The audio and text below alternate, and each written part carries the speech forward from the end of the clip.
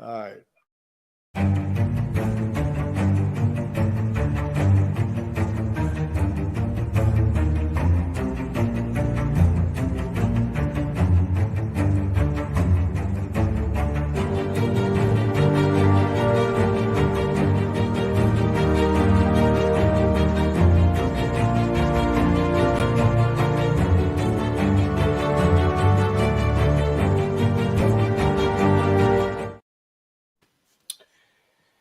Well, good evening and welcome back to the Brothers-in-Law. I'm your host tonight, Corey, and my co-host tonight is Mr. Michael Bradley. We like to welcome you all to our show, and we got a pretty good show lined up for you tonight, don't we, Mike? Yeah, it's pretty good. Pretty good talking points to discuss here. Yeah. So before we get into the video, as usual, go ahead and we'll give a little few minutes here for people to log on. But as you're logging on, go ahead and hit that like, share, and subscribe button for us if you're new to the channel. Um, we're gonna let this one flow tonight. This one is titled "Should the police be allowed to punch you in the face?" Of an incident that took place. What's going on, Tone? I see you. An incident that took place back here on April 16th in Wilkinsburg. I think that's Pennsylvania, Mike, if I'm not mistaken, at a Black Lives Matter rally. And so we'll get into that. We'll talk about that. Then, if time willing, we might shed a little light on our feelings about this 8-year-old boy that was arrested in Syracuse, New York, a few days ago. I think that story is just starting to get out now, and we'll try to put our thoughts on it maybe tonight if time permits, or we'll do another show next week talking about it. But without any further ado, Mike, you got anything to add before we get started? Nah, let's get into it. All right, let's get into it, folks. Hey, Zach, what's going on? Like I said, this took place back on April 16th in Wilkinsburg, Pennsylvania.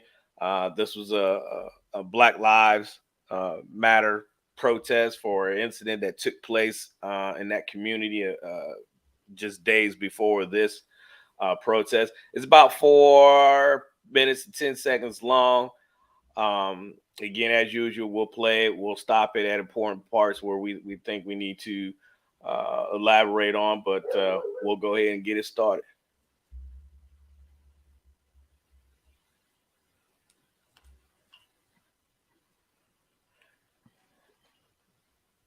So it's gonna have some wording up here. Oh, there is some profanity in here, so just be advised of it. You've been warned.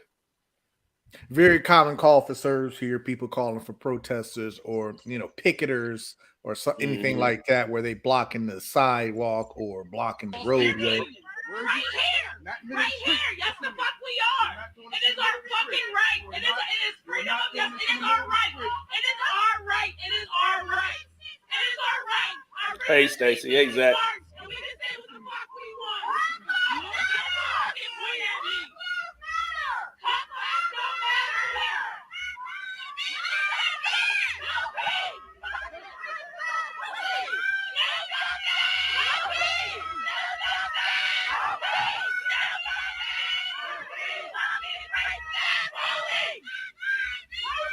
Now, I do have a question off top, Mike, here. Let me just pause it just for a second. Do you all think that these folks had a right to stand in the middle of the street like this to protest? Let us know what you think about that. Mike, what are your thoughts on that?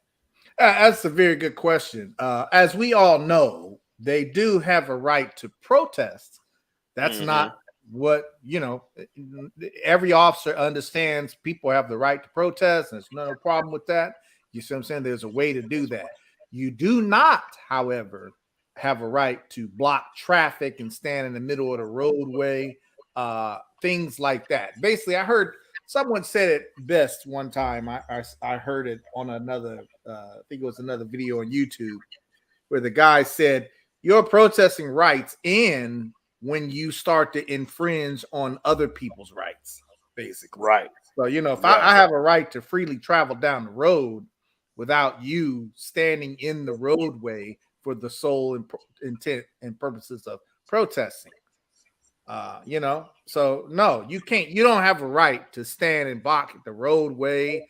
And I'm sure that's what these officers are there for, not because they were protesting, but because of the manner in which they were protesting, infringing on other people's rights, blocking the roadway. You can't block the roadway, folks. Their freedom to travel. Right. And you know what? You're not going to stop commerce from moving. Right. But and you know what? There are circumstances where you can block the roadway, and the one that I know of is you have to get a permit from the city to do that. And when they do that, hell, the officers will help you shut down the roadway. They will be present to make sure that you are allowed to protest and your freedom of speech, and make sure that that roadway is clear from any cars trying to run you over or anything like that. So there is a good way to do that. If you choose to do that kind of protest, there's a way of going about it.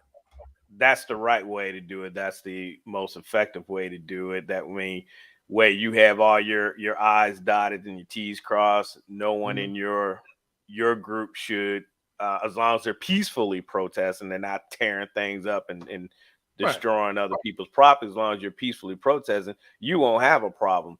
But when you blatantly just get out here and just start blocking traffic and stopping people from traveling and doing business, then that's a problem, because like you just said, Mike, you're infringing on other people's rights to freely travel and pursue their happiness, if you will.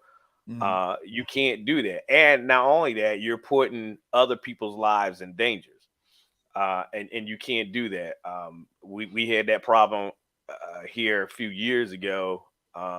People were protesting without permits, and then you're getting up on the interstate and trying to shut down traffic there. No, that's bad. Because first of all, you're not going to get a permit to protest on the interstate. You can't do that. Because you might get hit with a car, hit by a car. There might be somebody on the interstate that don't really care about your protest and think that they can just run right into you. So I wouldn't advise that. Now, but Corey, you and I both know that there are protesters who know these laws. They know they're not supposed to be blocking the roadway, but they don't care. That's part of their protest. And they want to do that knowing that it's illegal to do so. And police officers understand that. We know how that's going to go. And the only thing I'll say to that is, if you are protesting in that manner, you can expect some confrontation from police. So don't get mad if you force police into a situation where they have to be physical with you. And don't get mad if them being physical with you causes someone to get hurt. You see what I'm saying? Because that's most of those kinds of protesters, that's what they're trying to do. Right. So Zach asked, let me ask you boys this: if I'm standing on the corner and out of the way with a megaphone, is it still protesting when I yell "cops' lives don't matter," or is that hate speech? Well, you can stand on a corner all you want and yell and scream.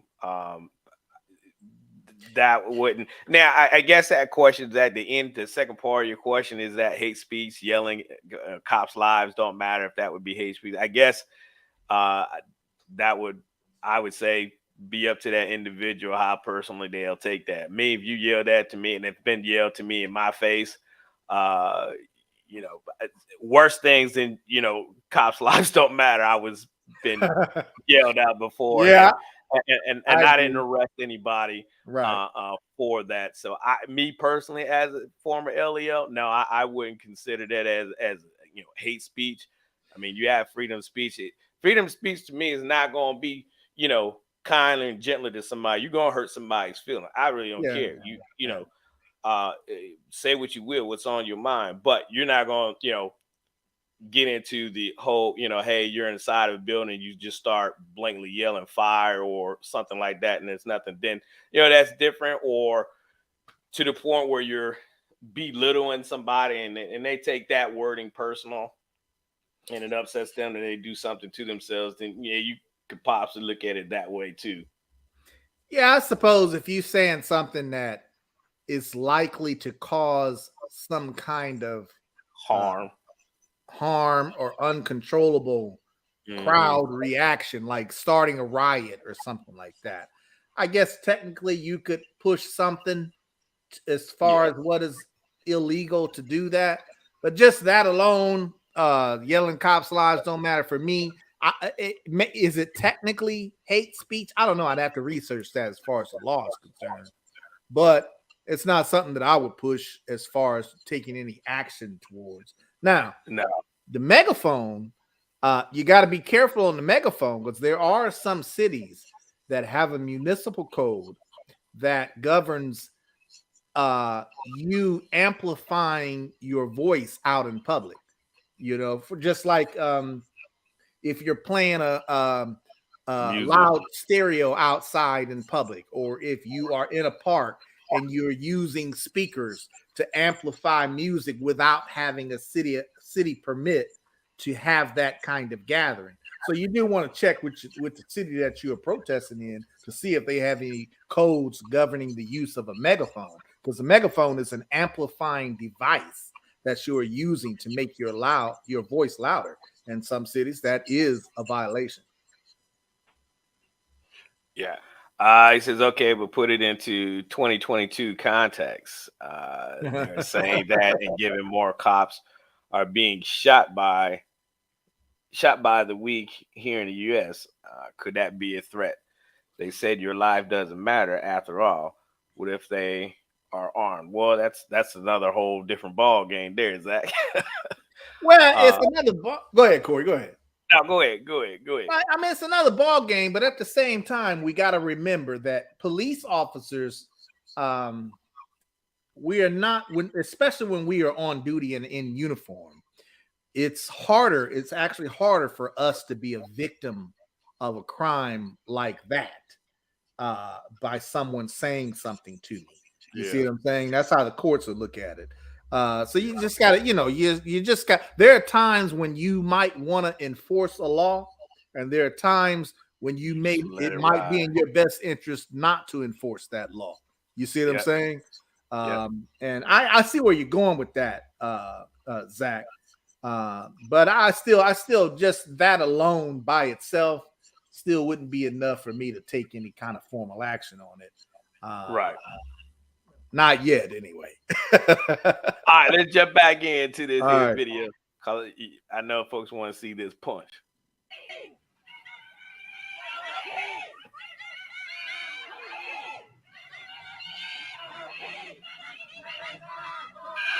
I just want to point out too that these are black police officers and listen to what they're saying.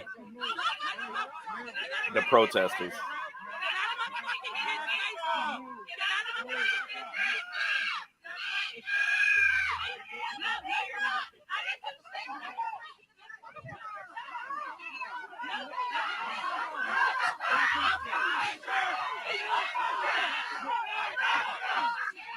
So they were getting ready to arrest her, and that other Mm-hmm. person stepped in the way. Now, all right, there it is. I don't know if you That caught was it. the punch real quick. Y'all, you might have missed it, but that was the punch I'm real gonna quick. back it up.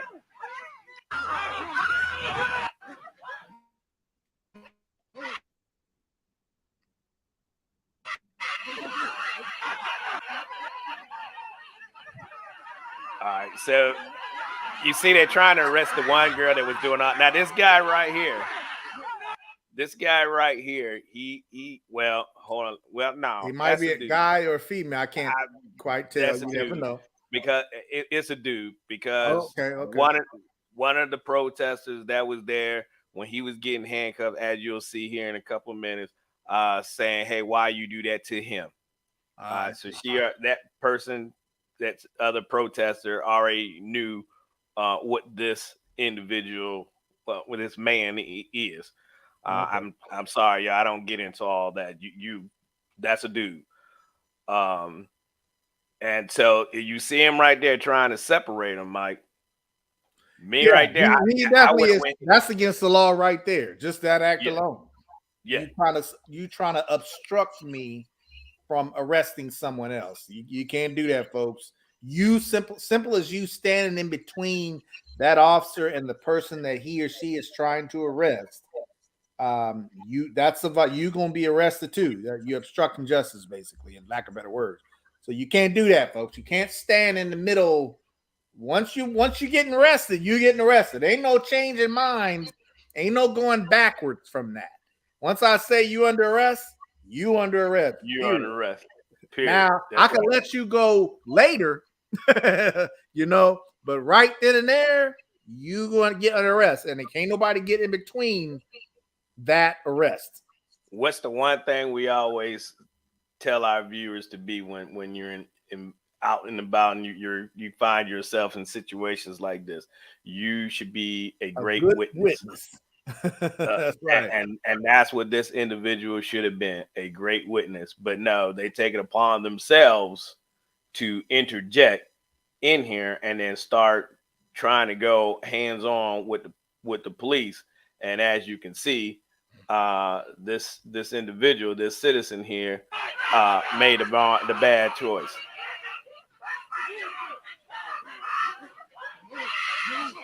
Right there you go. Yeah. That's a good thing that dog had that muzzle on. That muzzle on. See, and this person already knew that they were wrong. Yeah, you see how this officer got the knee on him on the back there? That's common training. Knee on the back is common training when you're arresting somebody in a prone position. Actually, we trained to have your knee up a little bit higher between the shoulder blades. Right. Listen to this, Mike. Listen.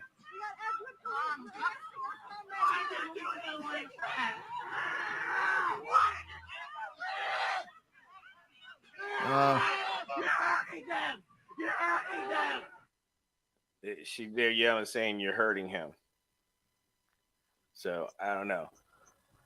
Now, I mean, when the officers came, it was the protesters that were doing all the yelling and causing all that. What it looked like a whole bunch of commotion. That's because the protesters were the ones doing all the yelling. Yelling and screaming, and you can't do that and stuff. They're the ones who make it a chaotic scene. The officers are doing their job by trying to arrest one of the protesters, at least for starters. So you can expect them to do what they were doing. But everybody else just screaming and yelling and making it sound like just some crazy type of scene, which is why people look at protesters who do it this way. They look at them in a negative light, I think. You know what I'm saying? What you think about that, Corey? Yeah. You what they say, you play stupid games, you win stupid prizes, and this individual set themselves up for that. When you disorderly like this, it's unfortunate that somebody's always going to end up getting hurt. Either it's going to be a police officer getting hurt, or it's going to be a citizen to get hurt. You don't have time for any of this. We like I said, I've been in these situations here. Fortunate enough, we didn't have to get into it like this, but we did go hands on and get people off the interstate. Mm-hmm. You just don't have time. Would I have done that to this individual? Probably not, because as soon as he put hands on me, this individual would have went down right off the rip. I'm not going to sit here and do all this shoving back and forth with you. Remember, we're trained to be one up on you. So he used minimum force necessary to detain this individual. So go ahead. I see you laughing, Mike. No, I'm just, I think for what I'm trying to do is I'm trying to put myself in the shoes of the average citizen who is looking in from the outside of police work, right? Mm-hmm. I think a lot of citizens will look at an officer in uniform punching somebody wherever it is, whether it's in the face or whether it's in the side or wherever it is, I think they look at that as a shocking thing. I think that shocks the conscious because they don't equate a fist punch with what they perceive is professional training by an officer. You see what I'm saying? I think that's what it is. But folks, a fist punch is and can be an effective thing to use in certain situations. Not every situation, obviously. For instance, when I was an officer, we trained to punch people. It was a maneuver when we had to draw on somebody at close range, and we would use our fist or open-handed palm and strike to the face to create space between us and to set them off guard so that we could do what we needed to do. So that's just one incident. I'm sure other departments train different ways with defensive tactics and things like that. Did you guys train specifically with punching, Corey? In certain circumstances, it just so happens sometimes you may end up having to do a strike to the face, but it can be trained with an open hand and doing a quick jab into the face like that, so you're not hitting them with a closed fist. But like you said, Mike, I'm glad you said that there is a difference, because if you think back about maybe 3 or 4 months ago, we did that video of the police officer knocking out the citizen I think it was in Detroit or somewhere. It was at that bar fight. Yeah. And the police punched the guy, not doing that. And we said then that punch was wrong. And I think because of different circumstances here. Yeah, that was completely different. Because that guy obviously wasn't a threat. Yeah, and if I'm not mistaken, that guy was also here. This guy's actually no, he wasn't handcuffed. No, he wasn't handcuffed. He wasn't handcuffed. There was one that we saw. Oh no, that was a kick. I'm thinking of the one we had where the guy the officer kicked the guy while he was handcuffed. Yeah. So and this one here, you have this individual actively going the police officer, and so he had to make a quick strike, and that's just the choice and decision that he made, because at the end of the day, he's got to get control of the situation, right? Because it looked to me as though they might have been outnumbered. Yeah, they were surrounded. And you got everybody. Yeah, they were surrounded, right? And that adds another factor to the equation that you got to eliminate, because you don't want it to get out of hand, and then they get overpowered and overtaken. Their weapons get taken. So I personally, I don't have a problem with that strike. I don't either. I don't have a problem with it.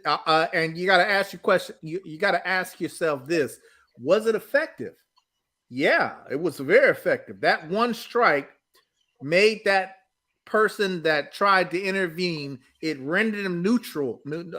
Is that the right word I'm looking for, Corey? It rendered him, he wasn't a threat at that point. It took that portion away to the point where they can now handcuff this guy. I think it stunned the suspect there.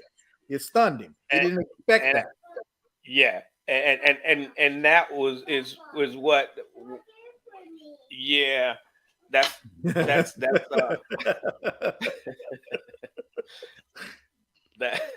just lost a train of thought. It was effective. It worked. Yeah, it worked. It worked, and he used the right amount of force necessary to stop the situation from escalating. Now he had the tools on his belt. You'd have been more upset if he'd have broke out the axe and started striking the individual with the axe, right? Folks probably lost their mind if he done that, right? Well, I'm glad you said that, Corey, because if you bring that asp up, for viewers who don't know, an asp is basically a stick. Okay, Mm-hmm. what do citizens think that stick is for? It ain't for smacking a gun out of somebody's hand. It ain't for smacking a knife out of somebody's hand. Although I guess if you get into a situation where you end up doing something like that, I can't be mad at you. However, it's to hit people and strike people when it's necessary. You see what I'm saying?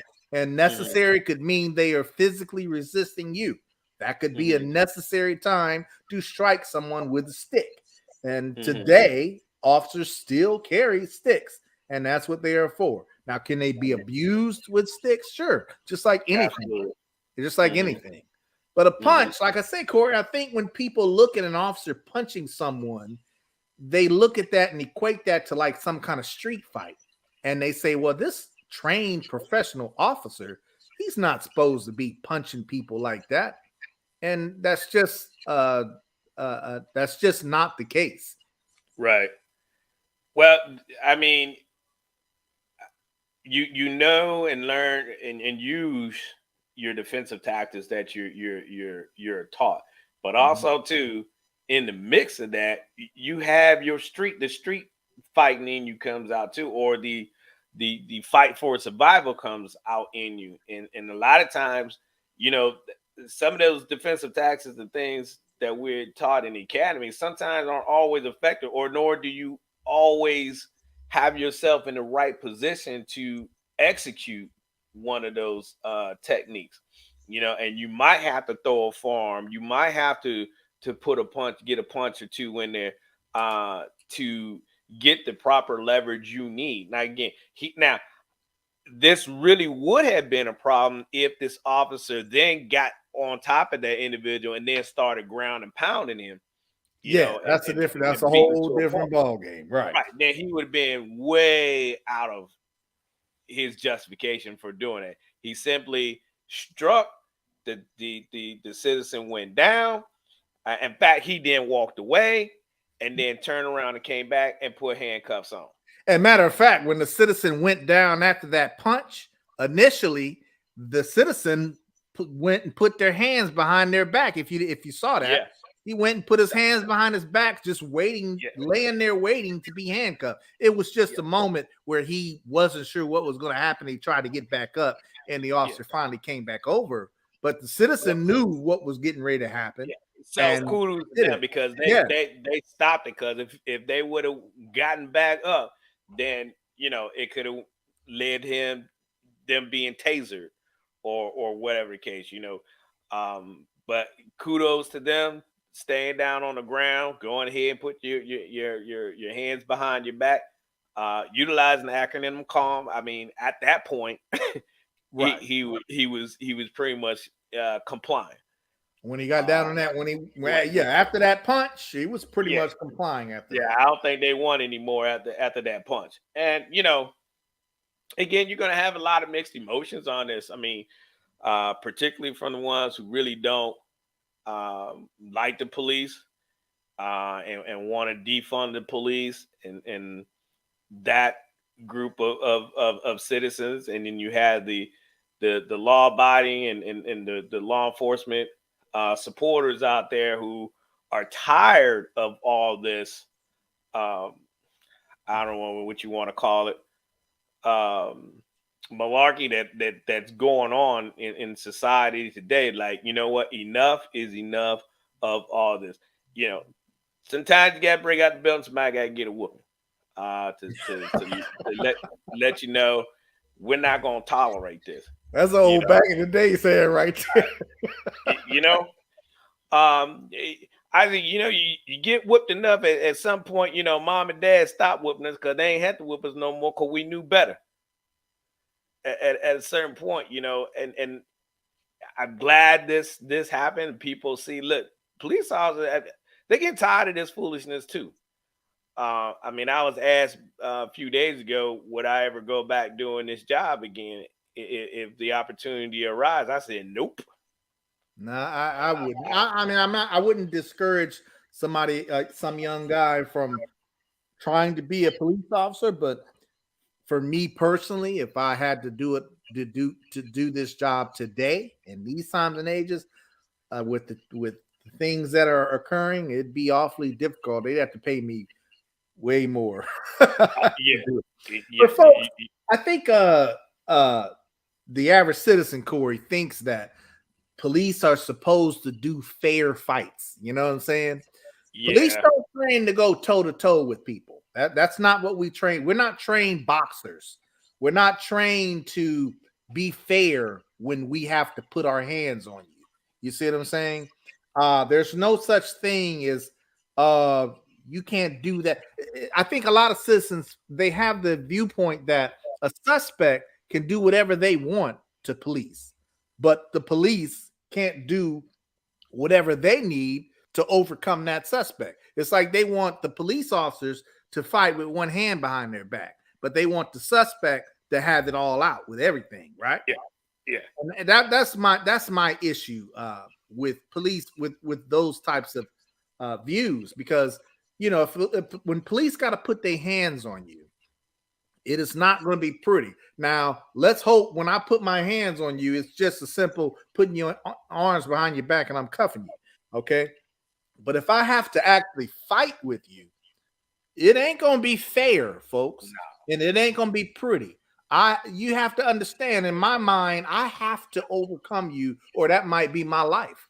Potentially, that might be my life if I don't overcome you. You see what I'm saying? Mike, like we said last week, though, we don't want to have to fight. When I interacted with the public, that was never my intention. I don't want to have to do that, because I know it's going to end bad for somebody. Somebody's going to get seriously hurt, and that was never my mentality. I wanted you to cooperate with me. Now, if you're a non-law-abiding citizen out there, and you looking for that fight with the police, you're gonna get it. They don't want that. You'll get it, but you'll probably end up losing. But no officer that I know, the officers that I know and I have worked with and served along with, nobody thinks like that. Nobody's like, hey, try to get me in a couple fights today, and right. Who's behind? We gonna whoop today. Right. I mean, no officers, no good officers have that mentality. Right. In my 26 years of being a police officer, I've never worked with anybody who had that kind of mentality of who am I gonna fight today? You know what I'm saying? Yeah. That just ain't the case. Yeah. I mean, you just that's not the mentality. And then if you're an officer and you had that mentality, you should never be an officer. We need to get rid of you, ASAP. Absolutely. There's no room for that. I mean, but also too, I would like citizens to know and understand that, a lot of times an officer reacts that way because of the situation he or she is put in.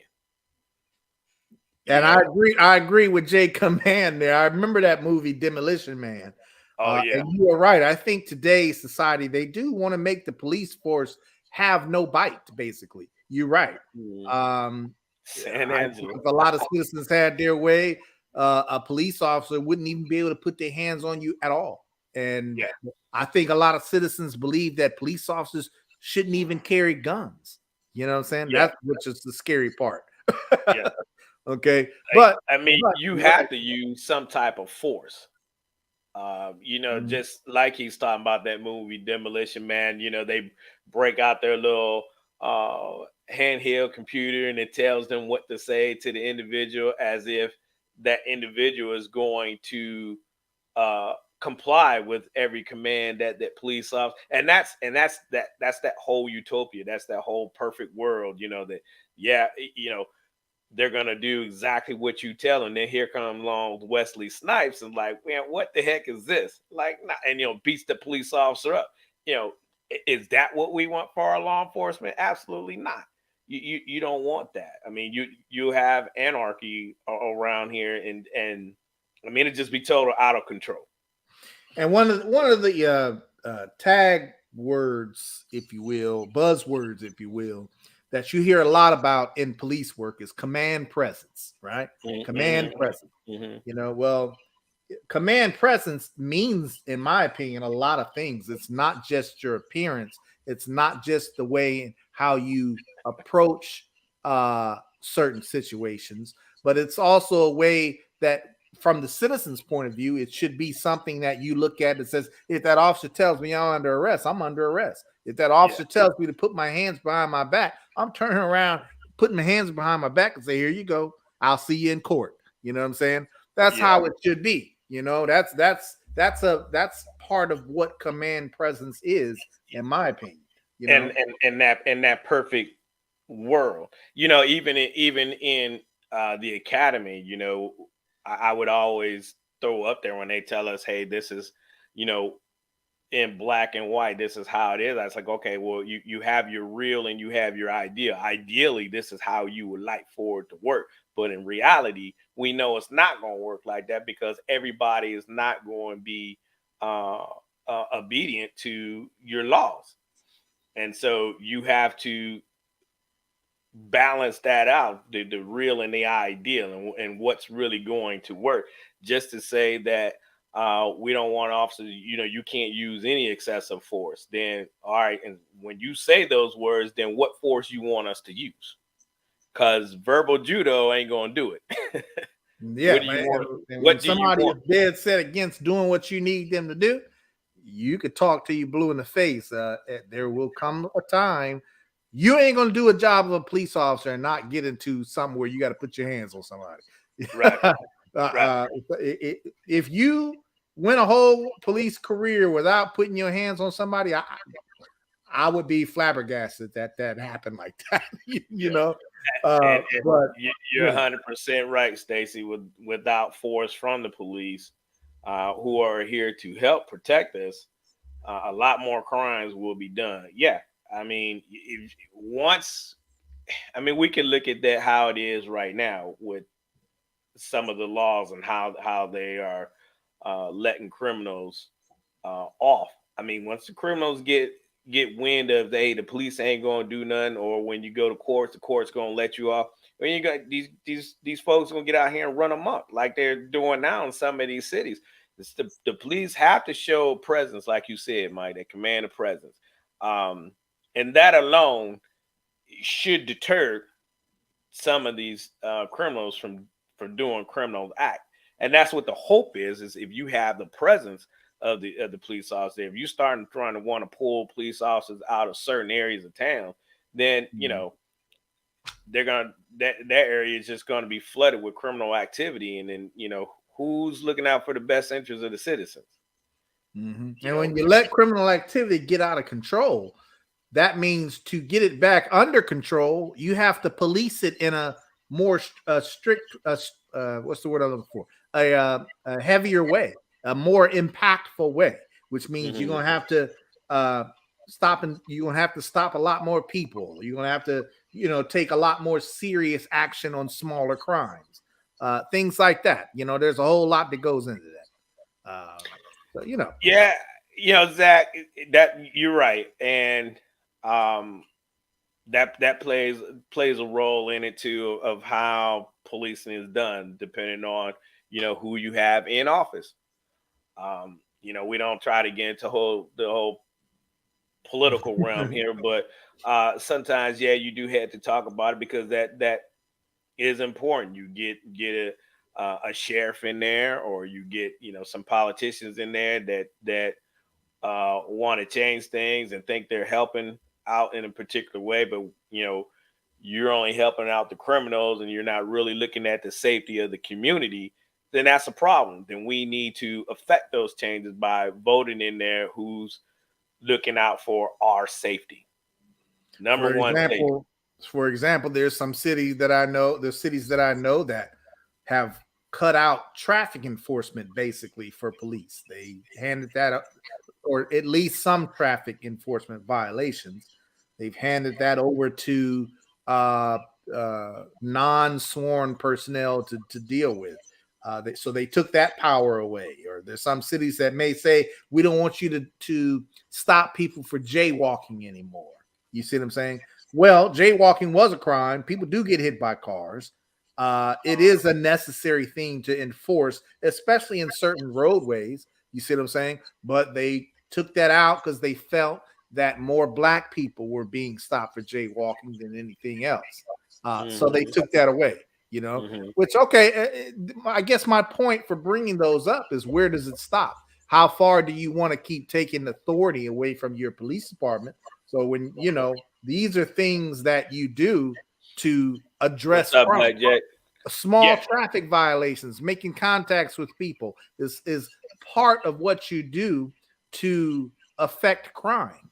Okay, when you stop someone for a brake light out, it's more than just stopping someone for a brake light out. You're stopping that person for a brake light out to address that. You're running them for any warrants, see if they might have any warrants or anything like that. You're looking around at them in their car to see if they have anything illegal in their car or things like that. You're investigating. Remember, we talked about this a while ago, Corey, on one of our shows in the past. Every traffic stop is kind of like a little mini investigation, because your whole job and purpose is not just traffic enforcement, but it's also to catch criminals and also to reduce the amount of crime that's going on. Right. Tony says it's like that in his city. So how is that affecting your city, Anthony? I'd like to know more about that. If you can elaborate on your comment, I greatly appreciate it. What's up, Black Jack? And I wonder how those officers feel about that, Betone, in that city. I haven't. Matter of fact, I think I know an officer in our circle that works in that city. I never hit him up though. I'd have to ask him if I ever saw him again. I have to ask him how he feels about that. But anyway, you know, it's officers. Go ahead, Tom. I mean, Corey. What do our viewers? What do you guys think? Do you think that these officers overreacted, or do you think they used the right amount of force necessary? Or do you think there's another way that they could have handled that situation? Yeah. And what do you think let about? us know. Give us a comment in the comment section. Let us know what you think on that. Go ahead, Mike. And what do you think about the visual of a police officer punching someone with a closed fist, or just striking them at all? What's your opinion about that? I mean, now that we've explained to you reasons why or how an officer might do something like that, you see what I'm saying? I'm curious to know what their opinion is, if their opinion changes any after what we've explained about an officer's punch. Like I say, we don't train to go boxing matches. We don't train like that. We train to overcome force that is given to us, period. You know, and there might be some times, like we said, that you might have to punch someone to gain compliance, if you will. Well, Goat says it looked like the right amount to him. Yeah, it was the right amount of force necessary to stop them from committing any further acts, if you will. Let's see. Zach says C.A.L.M makes it good. Oh, what Zach say? But it's the 2020. Yeah, it is the 2022 optics. I definitely understand that. Yeah, what looks it like I said, I think it shocks the average citizen's conscience even more so today when they see an officer punch someone like that. They just don't equate that view or that visual with a police officer. You see what I'm saying? Yeah, command presence, right, J Command. I think they probably needed a little more officers out there, then they could have really got them out of there. What we did in our situation, because the first two to respond was myself and my shift partner, and at that time there was probably about 30 or so individuals up there on the interstate. So I had to call back to our dispatch and got a hold of my supervisor, and then he was able to get a hold of our tactical field force, got a hold of our TAC team guys out there, got the whole command center down. to the interstate. By the time that all happened, they got down. There was probably up around between 50 or so people that had gathered up there on the interstate. But at that point, we tried to get off who we could, hey, and talk them off. We were outnumbered. It was just myself and my shift partner, 2 state troopers. We had to get local PD come up to assist us as well until more state police officers got on scene, and then we were able to get them out. Now we got everybody off. Nobody got arrested. We were able to talk to the person running the this illegal protest. Talked to them, and he was able to talk to his people, and we were able to get everybody off the interstate safely, and nobody was arrested. Yeah, Jacob, man, I get what you're saying, and I totally agree with you in that. Yeah, full riot gear. I definitely understand that effect. We know what effect that can have, just the visual of that on certain people. But something like this, I mean, like I say, in my career, I have responded to numerous calls like this where they are either in the street or they are on like a private property or something that they have no permission to be on the private property. And usually it's been my experience in the past where the protesters usually have someone who is the spokesperson for the group. So the first thing I'm doing is making contact with the spokesperson, because if you try to confront the individuals doing the act, you might cause more of a confrontation, if you will, too soon. So I always start with the person in charge, and I'll explain to them what the call is about, why I'm there, the fact that they can do this or they can't do that. And usually they know what they can and can't do. You don't have to tell them. But it's been my experience most of the time where the spokesperson, once I talk to them in a rational, calm manner and say, hey, I'm here for this. You guys know you can't block the street. You can't block driveways. You can't have an amplified system to make your voice louder, or whatever the rule or law is at that time. That's usually been effective for me. They'll go and they'll talk to their people, and they'll usually stop it. Now you'll have some that will, continue and have an attitude like whatever. And at that point, you got to take some kind of action. You can't just let them continue to block the street. You know what I'm saying? It does it go straight to riot gear and things like that? No, it doesn't always go straight to that. If you get that kind of call, it might start off with just you, like you said, Corey, 2 uniformed officers making contact initially, see what's going on, what is the scale of this call, exactly what are we dealing with here, and then you can always pull back, regroup, and if you feel you need riot control, you handle business. You see what I'm saying? Blackjack says optics are everything.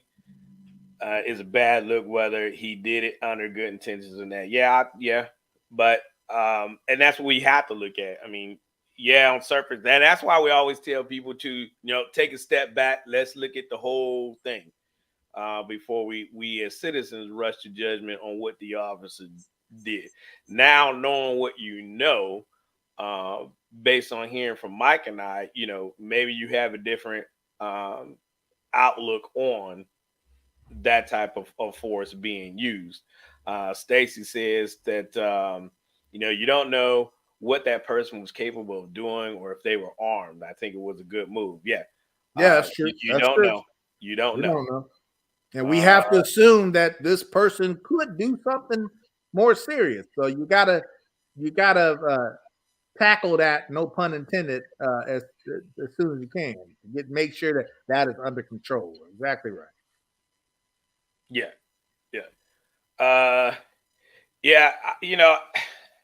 It's just one of those things. And like Zach said, it's 2022 now. Things are always going to be scrutinized. You got everybody and their mom out here with the video camera now. So, police are going to be scrutinized a lot more, but that's all fine. And dandy. But at the end of the day, we still have to step back and look at, is this what a reasonable officer would do? if you are in this situation, you the citizen, all our viewers watching, those are going to continue to watch. If you were this officer in this type of situation, is this the thing that you would have done? Me, probably so. I wouldn't have went that far. As soon as they had touched me and put hands on me, I'd have put them in a wrist lock and took them down to the ground real quick. It wouldn't have got that far. But that's me. Again, you've heard Mike and I say numerous times on a lot of our shows that, me and Mike can go to the same call. Guarantee he and I will handle it differently. We'll both be right because we both consider ourselves reasonable officers. And I know Mike his whole life. I mean, he's known me my whole life. But we're both gonna follow policy. You can take that to the bank. We're gonna follow policy. He might have punched him. I would have done a wrist lock and took him down. I would have went hands on with him right away. As soon as they put hands on me, you going down, and that's it. What does Zach say? Calm, apply to life. Yeah, absolutely. I mean, that's what we try to preach on here. Stay calm, comply, answer questions, listen, move on. And I'm so again, I kudos to the citizen that got struck. They got down and put their hands behind their back. That was it. They were ready to give up, and that was it. It wasn't no need to go any further. Tone says, "What's your opinion of police officers using military equipment?" Well, that depends on what define military equipment. I mean, when you say that, Tone, are you specifically talking about like tactical gear? Tactical gear, or if you're talking about tactical gear like riot equipment, knee pads and helmets and stuff, obviously that's for the protection of the officer. Because as we know, people throw things at officers all the time in protests and things like that. We know how that goes. I'd rather have a helmet on than take a brick to my head.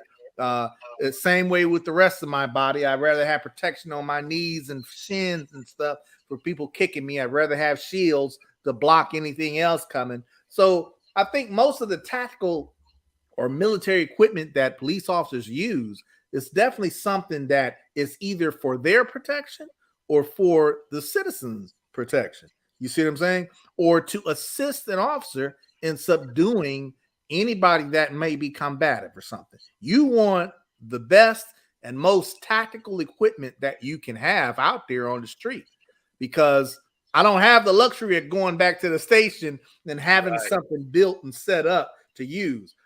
Officers are on the street. They are already in a tactical environment where they might have to put their hands on people.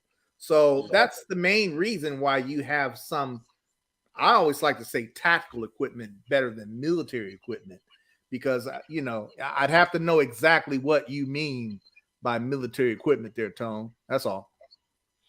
Yeah, I mean, that's all purely for the officer safety, and you have to be like that. What do you want? You mean you take that away from officers? I'm not going out there. And if I know you throwing bottles and rocks and Molotov cocktails at it, I would refuse to go out there if I don't have some type of equipment on to help protect myself. You had the riot shield, which is somewhat of a ballistic shield, so you're not it can sustain being hit by rocks and bottles and stuff like that. Some of those, I mean, you could even go as you could apply that to just wearing a vest. That's if you want to make an argument of it, that's military equipment right there. Well, we all know why officers need to wear vests, right? You take a SWAT team, for example. SWAT teams usually have most of what citizens would consider military equipment. They got the helmets. Some of their helmets might be different than a traditional riot type of helmet for a patrol officer. They got these vests. They got all these magazines of bullets and stuff. They got different. Sometimes they got different rifles that they use. But you have to look at what the purpose of a SWAT team is for. Right. A SWAT team And is also too go ahead. with those that riot gear, military, we're not going into combat with that riot gear. Right. You know what I mean? That's for crowd control and more so used for bases to secure base. You're not going outside the wire with that type of gear on. You may have your flat jacket on, which is your vest. You got your magazines and you have your weapons and you have your helmet on and you might have your goggles on and that's it. So I think they just equate it because they see military people wear it and they get it from the military, but it's purely for officers of safety. I hope we answer your question, Tone. Or did we go way off left center field for you? No, no, There's just to no. finish what I was saying about the SWAT team real quick though. Go ahead. Go ahead. The SWAT team's purpose is they're dealing with highly tactical situations where someone is known to be violent or they already know that this person is going to be violent with you. So they want to go in there prepared with everything they could need, you know, to safely subdue this person without anyone getting hurt. So that's why they have shields, they have different kind of rifles, silencers on there sometimes in some SWAT teams. They have different equipment because they may need to use it in a tactical way for them to be safe. That's all. That's all. That's all I say to that because that's wide open. That's a wide open question there, Tone. Because I know Well, a lot of cities are complaining about that, or I don't know if complaining is the right word, but they're making those decisions to say we're going to cut the budget of their departments so that we don't feel they need military style equipment. You'd have to be articulate to tell me what that is exactly. and Zach said it right. It's a deterrent. When you see officers I say jocked up like that in their riot gear, it's that command presence as we talked earlier, Mike. You said it. It's that present. You see them in all that tactical equipment. You're gonna all right. Well, maybe I don't want to try to go toe to toe with these people. So it's really for show at first, but at the same time, it's still for their protection. So all right, I didn't think we was gonna go this long with that one, man. I wanted to try to get squeeze into that other one. I guess we'll have to save that for next week. But Yeah, we're we can gonna fit go that ahead in and wrap next week. this one up, y'all. Go ahead and please hit that like, share, and subscribe button for us. We'll be back next week with another show.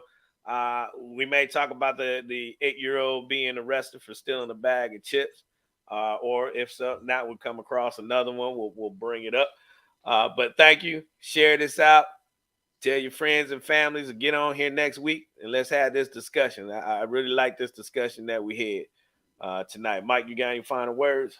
No, also I saw something on real quick. I saw something on social media talking about should officers be required to have a physical fitness test every year, and if they pass or don't pass it, should that be a determining factor of whether or not they keep their jobs?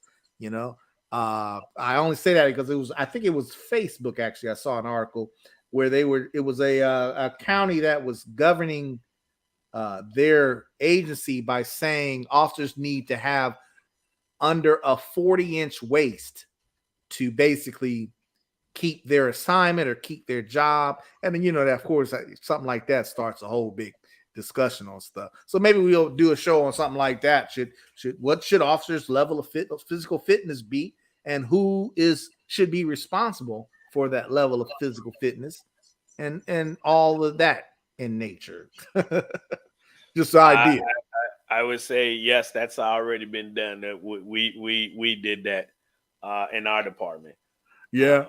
Do you? Yeah. Well, I know we're running over time here, but do y'all have a physical fitness test every year?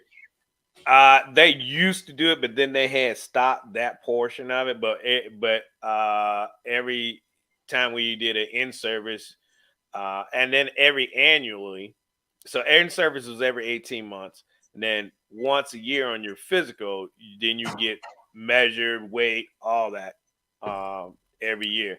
Wow. If you We didn't if have a you did physical test every if year. yeah, if you didn't make weight, then you got what's called girth. and you had to. They gave you X amount of time to get in weight within Right. limits, and then you got remeasured again. They used to have. I know this isn't proper terminology, but they used to have what we call a fat boy farm, where you went and spent time and PT'd and got yourself in shape, and then So they paid you guys to do that, oh yeah, to you work ain't out and doing it stuff. for free. Yeah, see, every agency ain't like that. We didn't have anything like that. We didn't get paid to work out on duty. We didn't have any physical fitness tests or anything like that every year. You know, the only physical fitness test that I had in on as a patrol officer was in the academy. Mm-hmm. You know, because Now, everybody when they're young, of course, you in the best shape, right? Of course. well, But that's the in Virginia. That's like, yo, you're in that state police uniform. You better look good. It's not. Yes, there are some that have let themselves go, but if you're trying to get that promotion, you're trying to get that school or whatever it is you're trying to do, if you're not that presence is everything. Like Blackjack said, it gains respect, and us, it was that campaign hat. You better have that hat on. You will get written up if you didn't have that campaign hat on. So it's all about that look. Again, that's another deterrent, right? Presence, yeah, command presence. presence, That is part of right? command presence. I will agree, and I can Yeah. get behind having a physical fitness test every year, although we didn't do it when I was an Mhm. officer. But I can definitely get behind that. Basically, during my career, it was the individual officers to make. It was his responsibility to make sure he was in shape, because you need to. Obviously, you don't want to get into a fight or get into a situation where your life is threatened and you can't hang. Uh, Mhm. Mhm. you know, Mhm. you want to be able to feel that you can physically endure, as difficult as that can be. um Mhm. and like you say, I agree with you. I think the appearance alone does look better, if you Mhm. will. Mhm. uh Well, again, it's that deterrent. Like if I see that in this particular area side of town, it's always these two officers at 8 o'clock at night. They're always overweight or whatever. I'm going to be more in tune to going and commit a crime in that side of town, because I know you're not going to be able to catch me. right, or if Right. I get into a fight with you, I'm gonna overcome you and get away or whatever, Right, you know? right, right. So that being in shape and looking good in that uniform is a must. Is a Yeah. must. And talking to one of my old co-workers, I think they've gotten a little stricter now on weight requirements and everything now for states. So which is good. I mean, because you can't let yourself go. It's good, but in this particular article, they were punishing officers for their weight, even though the officers were passing the physical fitness test. hmm I had a problem with that. They were Yeah. saying basically, if your waist size wasn't this or that, then you need to do A, B, and C, or you're gonna lose your position or your job or whatever punishment they had. I think you're looking for a lawsuit when an agency tries to do that, if you pass the physical fitness test. Now, if you don't pass the physical fitness test, that's a Then different it's ballgame. different. Yeah, it's a That's a different different ballgame. ballgame. You Well, know, and see, and that's one thing the state looked at too, because you had guys who worked out, right, and straight jack diesel, and they were always having to get measured or put on girth or whatever. And it's like, man, look at the dude. You can clearly tell that they're in the gym. it's yeah, and so you're looking at possibly getting waivers and things of that nature for that, and that's something too that they've looked at, all angles of it. You can tell the difference between somebody who's over outside their weight, who has 1 or 2 inches in the waistline, but they're also in the gym, then they're in physically good shape, versus the guy that always at Dunkin' Donuts, you know waiting for the hot batch to come out, and his 2 inches around his waist. yeah. Uh, Everybody with a 40-inch waist doesn't all look the same. You know what I'm Right. saying? Right. Everybody Right. got their own body type. There's some guys, like you say, that will, but again, in my opinion, as long as they can pass the physical fitness test, that should be all that's required as far as maintaining your job or your Yeah. assignment, whatever that is. You know what I'm saying? Yeah. Yeah. That's my only thing. I don't have a problem because Nah, we I all know agree. you need to be in some shape. I mean, I think we've all been guilty at some point, at least later in our career, of not being in the best shape. You know what I'm saying? Comes with age, comes with old ailments, aches and pains. I mean, you name it. There's always something. But if you can pass a physical fitness test, that should be what is required. You know what I'm Yeah, saying? yeah, in the military, yeah, we were measured and good to get a waiver and everything like that. So I mean, it was same thing with us. I mean, you're good, but then you had to lose the weight. You had X amount of time to lose the weight and get weight measured again. If not, then they would take further disciplinary actions on you to get you in the standards, or at the end of the day, you're gonna But be let go. the biggest thing, the biggest difference though with the military tone is in the military, as we all know here, PT was part of your workday. You woke up, you did PT. Well, most of us, right? You did PT in the morning just to start your workday. You was actually had to be in formation by a certain time and to do PT, physical fitness, every day. So it was much easier to, go by a measurement and go by a physical fitness test and things like that. And what we had a PT test, what every Every, every every, three every, months? every 6 months we did. Yeah, I think ours was every Yeah. 3 months. We had to have a PT test, Mhm.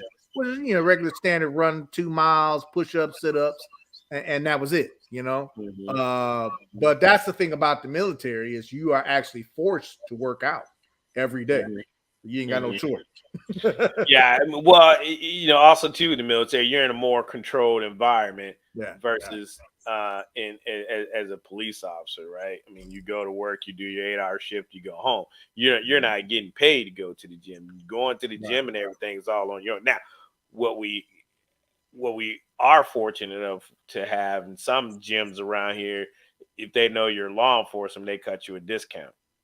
That's another thing. That's another topic, whatever. But we're gonna get off here, No, I man. didn't mean to get us all off on that. No, we're good. We're good. We're good. Hey, thank y'all for watching. Tone will holler at you next week. Blackjack, Stacy, Goat, Zach, J Command, This is Mom. Taylor. We love y'all. Thank y'all for watching, and we'll see y'all next week. All right. Peace out. Peace and hair grease.